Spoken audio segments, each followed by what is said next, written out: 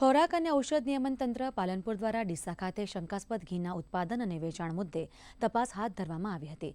Designated officer TH પટેલના માર્ગદર્શન હેઠળ senior food safety officer HV Gurjar સહિતના અધિકારીઓએ દેવી પૂજક વાસ ડીસા ખાતે આવેલ મેસર્સ માવજત ફૂડ પ્રોડક્ટ્સની તપાસ શરૂ કરી હતી।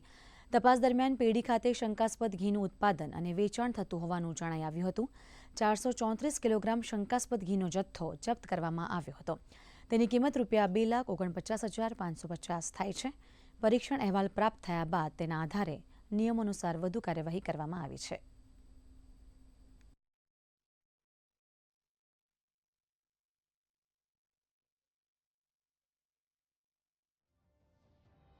ડ્રગ્સ વિભાગ અનેક પેઢીઓમાં ચેકિંગ કરતું હોય છે। આ તરફ ડીસાના દેવી પૂજક વાસમાં ચેકિંગ કરતા ત્યાંની એક પેઢીમાંથી 434 કિલો જેટલો અગાધ્ય ઘીનો જથ્થો મળી આવ્યો હતો, જેના સેમ્પલ લઈ સરકારી લેબોરેટરીથી મૂકવામાં આવ્યા છે। રિપોર્ટ આવ્યા બાદ પેઢીના માલિક વિરુદ્ધ કાર્યવાહી કરવામાં આવશે। સવજી ચૌધરી, દૂરદર્શન સમાચાર, બનાસકાંઠા।